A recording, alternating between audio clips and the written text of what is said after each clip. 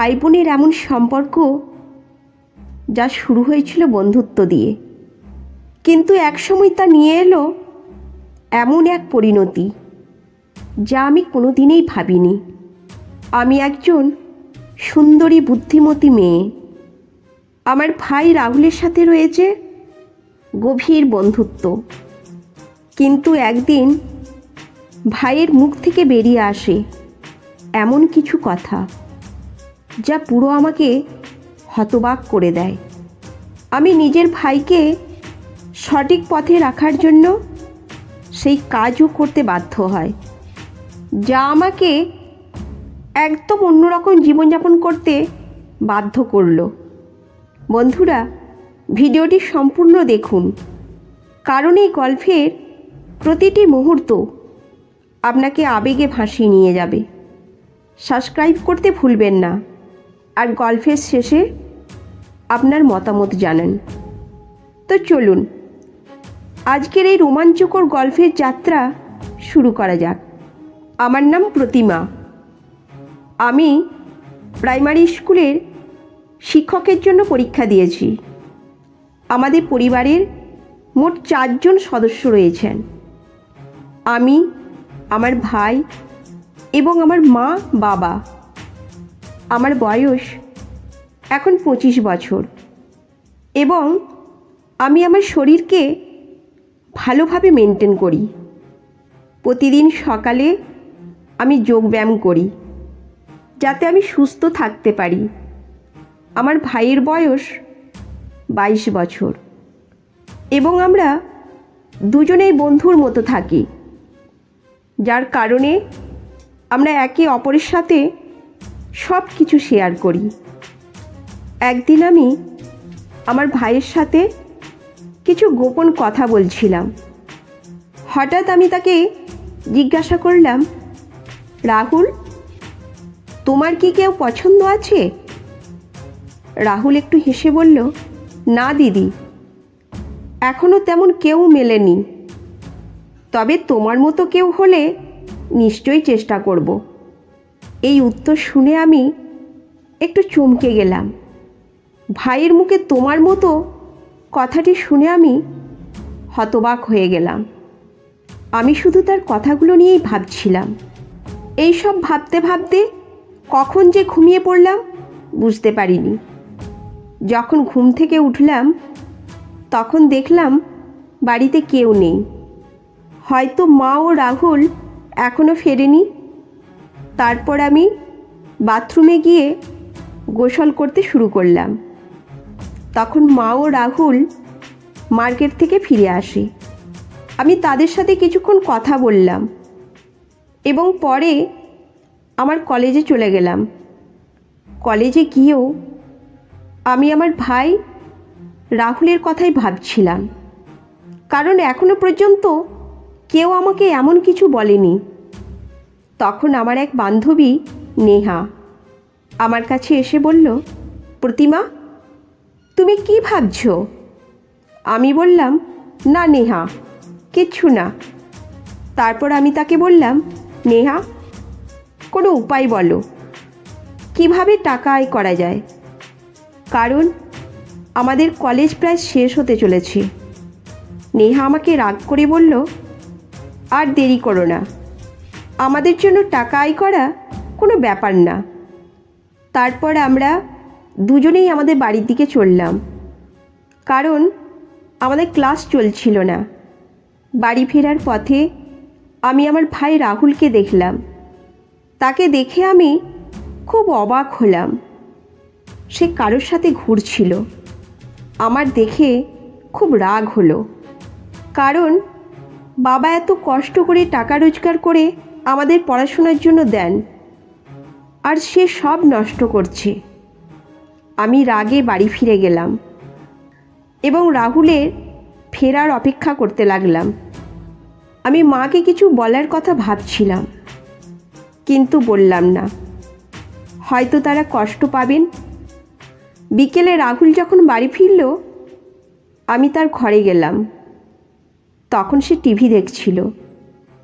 আমি তাকে জিজ্ঞাসা করলাম, রাহুল, তুমি কেন ওইভাবে বাজারে ঘুরছিলে? তাদের সাথে থেকো না, তারা তোমাকে নষ্ট করে দেবে। সে বলল, না দিদি, আমি তাদের সাথে ঘুরতে মজা পাই। এখন না ঘুরলে আর কখন ঘুরব? সে আমার উপর রাগ দেখালো। আমি তাকে অনেকবার বোঝানোর চেষ্টা করলাম যে এসব বন্ধ করো, কিন্তু সে মানল না। অনেক চেষ্টা করার পর সে বলল, ঠিক আছে, আমি তাদের সাথে ঘুরব না, কিন্তু আমার একটি শর্ত আছে। যদি তুমি সেটা মানো তবে আমি তাদের সাথে থাকা ছেড়ে দেব। আমি বললাম, হ্যাঁ বলো, কী শর্ত? রাহুল সঙ্গে সঙ্গে বলল, যেভাবে তারা আমার সাথে ঘুরে, এখন থেকে তুমি আমার সাথে ঘুরবে এবং আমার প্রয়োজন মেটাবে। আমি বললাম, না, এটা সম্ভব নয়। আমি কেন তোমার সাথে ঘুরব? তখন রাহুল বলল, তাহলে ঠিক আছে, আমাকে বোঝানোর চেষ্টা করো না। আমি যা করছি সেটা আমি করবই। তখন আমি বললাম, ঠিক আছে, সন্ধ্যায় ভেবে জানাবো। এই বলে আমি তার ঘর থেকে বের হয়ে আমার ঘরে চলে গেলাম এবং বসে বসে ভাবতে লাগলাম। এখন আমি সম্পূর্ণরূপে বুঝতে পেরেছিলাম যে আমার ভাই আসলে কি চায়। তার কথাগুলো ভাবতে ভাবতে আমার টেনশন অনেক বেড়ে গিয়েছিল। আমি কখনো ভাবিনি যে আমার ভাই এমন কিছু করার কথা ভাবতে পারে। আমি তো ভেবেছিলাম আমার ভাই খুব ভালো ছেলে এবং ভবিষ্যতে সে আমাদের পরিবারকে ভালোভাবে সাহায্য করবে, কিন্তু এখন মনে হচ্ছে সে আমাদের জীবন নষ্ট করতে চাইছে। এই সব ভাবতে ভাবতে আমি ঘুমিয়ে পড়লাম। সকালে ঘুম থেকে উঠে রাহুলের ঘরে গেলাম। প্রথমে তাকে অনেক বোঝানোর চেষ্টা করলাম, কিন্তু সে আমার কোনো কথাই শুনছিল না। এরপর আমি বললাম, ঠিক আছে রাহুল, তোমার শর্ত আমি মেনে নিচ্ছি, কিন্তু চলো আগে আমরা শপিংয়ে যাই। তারপর আমি তাকে বললাম, এই ব্যাপারটা কেউ যেন জানতে না পারে এবং আজকের পর তুমি আর কারোর সাথে ঘুরবে না। সে বলল, ঠিক আছে, আজ থেকে তুমি যা বলবে আমি তাই করব। আমার ভাইয়ের সাথে কথা বলে আমি সেই লোকদের সাথে কথা বলতে গেলাম যাদের সাথে রাহুল ঘুরছিল এবং তাদের ভালোভাবে বুঝিয়ে দিলাম। তারপর বাড়ি ফিরে মায়ের সাথে গিয়ে নাস্তা তৈরি করতে লাগলাম, কারণ আজ রবিবার ছিল, আমাদের কোথাও যেতে হয়নি। তারপর বাবা, রাহুল এবং আমি একসাথে নাস্তা করলাম এবং পরে আমি আর রাহুল শপিংয়ে গেলাম। শপিংয়ে গিয়ে রাহুল আমাকে কিছু কাপড় কিনে দিল এবং নিজেও কিছু কাপড় নিল। আমি মায়ের জন্য একটি শাড়ি কিনে নিলাম। তারপর শপিংয়ের শেষে আমরা একটি রেস্টুরেন্টে গিয়ে খাওয়া দাওয়া করে বাড়ি ফিরে এলাম। সন্ধ্যা হলে রাহুল আমাকে বলল, এখন তোমার শর্ত পূর্ণ করার পালা। আমি তখন শর্ত অনুযায়ী কাজ শুরু করলাম। সেই দিন থেকে আমি এবং রাহুল একদম স্বামী স্ত্রীর মতো থাকতে শুরু করলাম। আমি তার একদম স্বামীর মতো যত্ন নিই এবং সে আমার একদম স্ত্রীর মতো যত্ন নেয়। এরপর আমাদের জীবনে যা হওয়ার কথা ছিল তা হয়ে গেল। আমার ভাই এখন অনেক বদলে গেছে। সে আর কারোর সাথে ঘুরে বেড়ায় না, শুধু পড়াশোনা করে এবং বাড়ি ফিরে আমার সাথে স্বামী স্ত্রীর মতো থাকে। আমরা সুখে শান্তিতে থাকতে শুরু করলাম। আমাকে বাধ্য হয়ে আমার ভাইকে এইভাবে বোঝাতে হয়েছিল, কিন্তু এতে আমার কোনো ক্ষতি হয়নি, কারণ আমি যদি তার যত্ন না নিই তবে আর কে নেবে? প্রায় 4 মাস পরে আমার স্কুল শিক্ষকের চাকরির নিয়োগপত্র এলো এবং আমি সেখানে কাজে যোগ দিলাম।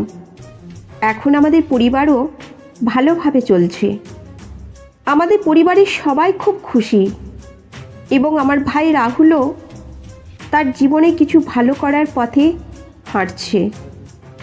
যদি আমি সেদিন তাকে না বুঝাতাম তাহলে আজ সে ভুল পথে চলতো এবং নিজের সাথে সাথে পরিবারেরও জীবন নষ্ট করে দিত। এইভাবেই আমি এবং আমার ভাই একদম স্বামী স্ত্রীর মতো থেকে আমাদের পরিবারকে রক্ষা করলাম। দিনগুলো কেটে যাচ্ছিল আর আমি বুঝতে পারছিলাম যে রাহুলের আচরণে ধীরে ধীরে পরিবর্তন আসছে। আমাদের সম্পর্ক এখন অনেক বেশি সুস্থ এবং মজবুত হয়ে উঠেছে। আমি রাহুলকে সবসময় সঠিক পথে চলার পরামর্শ দিই আর রাহুলও এখন আমার কথা শুনে তার জীবনকে নতুনভাবে গড়ে তুলতে শুরু করে। একদিন রাতে আমি রাহুলের ঘরে গিয়ে বসে আমরা দুজনেই অনেক কথা বলি, হাসাহাসি করি এবং একে অপরের প্রতি তাদের দায়িত্বের কথা মনে করিয়ে দিই। আমি রাহুলকে বোঝাই যে পরিবারের প্রতি দায়বদ্ধতা এবং ভালোবাসা সব কিছু বজায় রাখতে হয়। ভাই আমাকে বলে আমরা একে অপরকে অনেক ভালোবাসি এবং আমাদের দায়িত্ব হলো সেই ভালোবাসা এবং শ্রদ্ধাকে সঠিক পথে পরিচালিত করা। আমাদের সম্পর্ককে সুস্থ এবং মজবুত রাখতে হবে যাতে আমাদের পরিবার সব সময় খুশি থাকে। তুমি ঠিক বলেছ দিদি, আমি বুঝতে পারছি আমাদের পরিবারেই আমাদের আসল শক্তি এবং আমাদের তাদের জন্য সর্বদা ভালো কিছু করতে হবে। এইভাবেই রাহুল এবং প্রতিমার সম্পর্ক আরও গভীর হয়।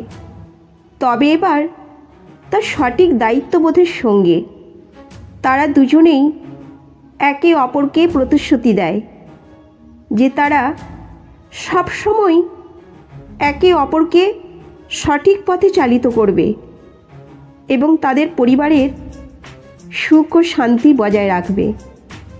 বন্ধুরা, গল্পটা থেকে আমরা শিখলাম যে সম্পর্কের মধ্যে ভালোবাসা ও শ্রদ্ধা থাকা অত্যন্ত গুরুত্বপূর্ণ, কিন্তু সেই ভালোবাসা এবং শ্রদ্ধা যেন সবসময় সঠিক পথে থাকে এবং পরিবারকে সুস্থ সুখী রাখে।